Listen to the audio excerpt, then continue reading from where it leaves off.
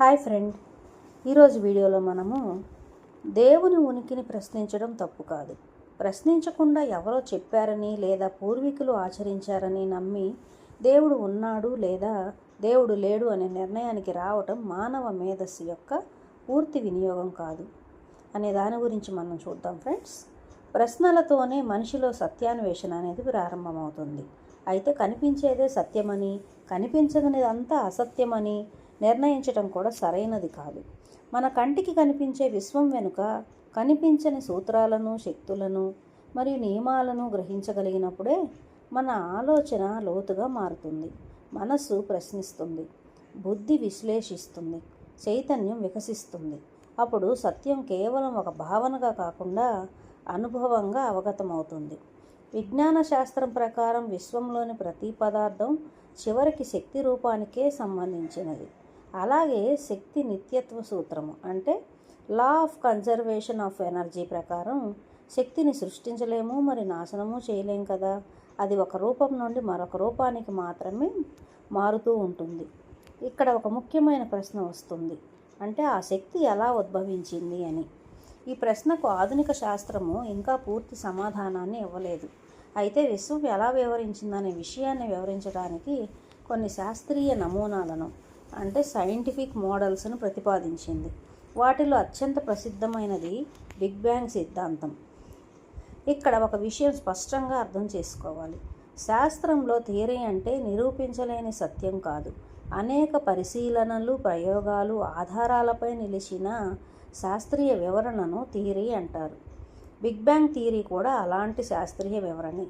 ఈ సిద్ధాంతం ప్రకారం సుమారు 13.8 బిలియన్ సంవత్సరాల క్రితము మన విశ్వము అత్యంత అధిక సాంద్రత, అధిక ఉష్ణోగ్రత కలిగిన ప్రారంభ స్థితిలో ఉండి అక్కడి నుండి వేగంగా విస్తరించటం ప్రారంభించింది. దీనినే సాధారణంగా బిగ్ బ్యాంగ్ అని పిలుస్తారు.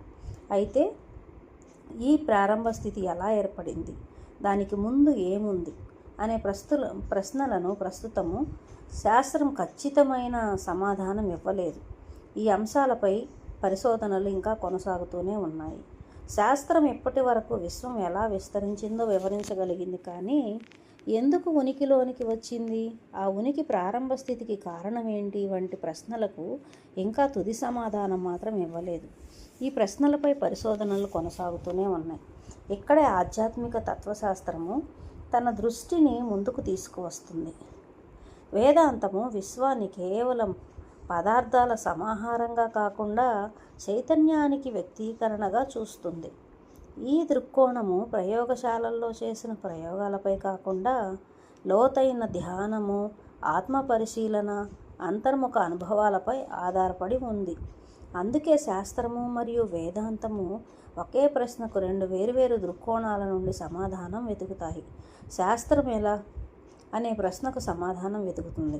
వేదాంతం ఎందుకు, అసలు మూలం ఏమిటి అనే ప్రశ్నలకు సమాధానాన్ని అన్వేషిస్తుంది. శాస్త్రము విశ్వం ఒక ప్రారంభ స్థితి నుండి విస్తరించిందని వివరిస్తే, వేదాంతము ఆ విశ్వానికి మూలమైన పరమసత్యాన్ని బ్రహ్మమని పేర్కొంటుంది. ఉపనిషత్తుల ప్రకారం ఆ బ్రహ్మానికి ఆది లేదు, మరి అంతం లేదు కదా. అది కాలానికి, స్థలానికి, రూపానికి అతీతమైన పరమ చైతన్యం కదా. ఈ భావాన్ని అర్థం చేసుకోవటానికి మన ఆధ్యాత్మిక శాస్త్రవేత్తలు కాలాన్ని ఒక ఉదాహరణగా తీసుకున్నారు. ఈ కాలం గురించి తర్వాత వీడియోలో మనం చూద్దాం ఫ్రెండ్స్. దీని కంటిన్యూషన్ని. ఈ వీడియో కనుక మీకు నచ్చినట్లయితే లైక్ చేయండి, షేర్ చేయండి, సబ్స్క్రైబ్ చేయండి friends. Thank you very much.